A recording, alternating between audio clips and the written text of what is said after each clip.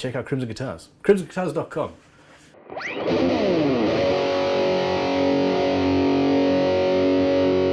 Essentially, this is my little studio in the middle of what's grown up to be a relatively large workshop.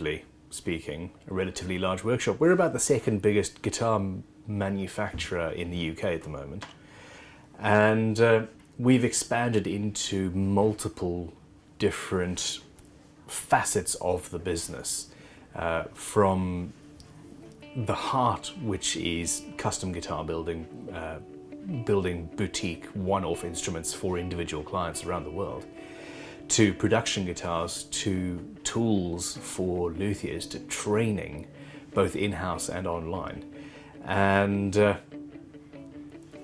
many other things in between. But it all started in a shed at the end of my garden, and is the result of a crushing sense of my inability to be employed.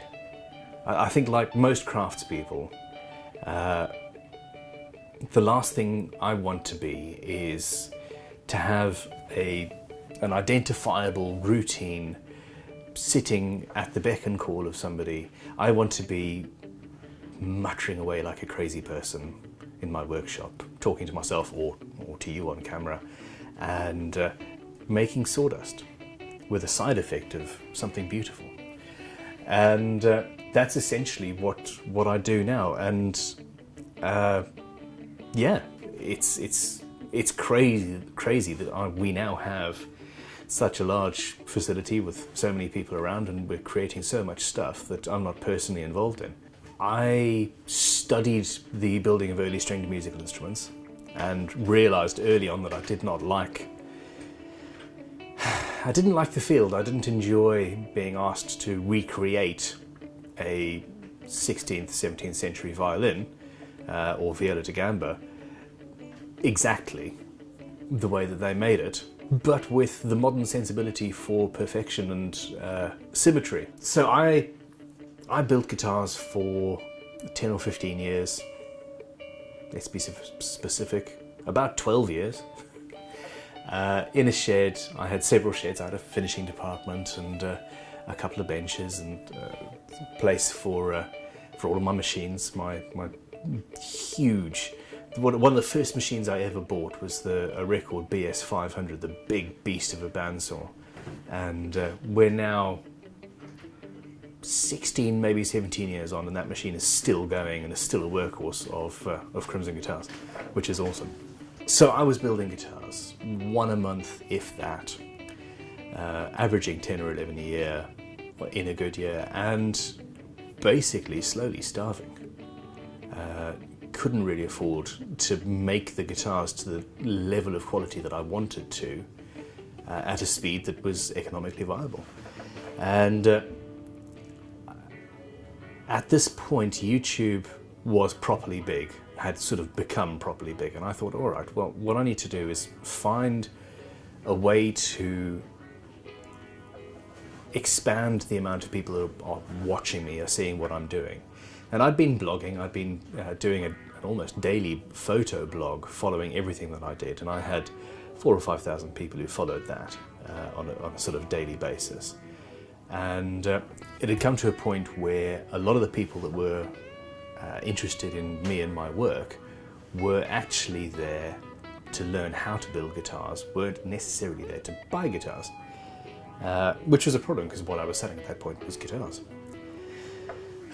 So I toyed with the idea of starting a school, which we now have, and an online school, which we now have, and I ended up settling on something that I had actually been playing with for years, and that was making tools for guitar builders. I made my own leveling files and crowning files and the like, because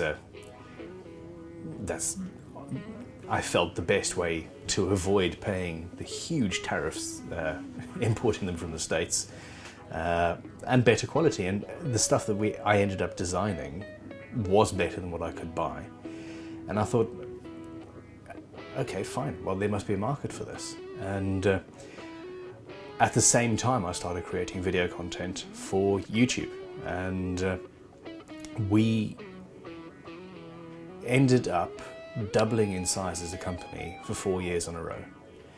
And it has become this huge thing. And it's all based on making, it's all based on creating, and it's really amazing.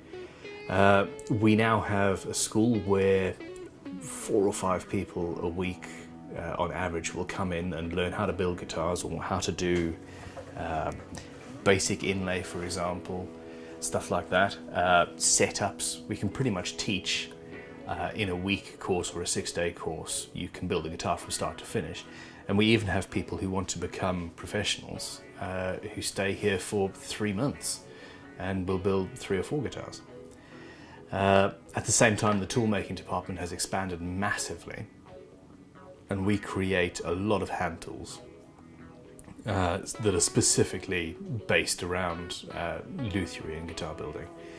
But what is the heart of it for me is still the YouTube channel. I'm at the point where I have people who edit the videos for me. We've got people behind the cameras who are much more passionate about camera work than I ever was. There's a management team. There are people who prototype and work in the tool department and love doing that. And I'll come up with an idea.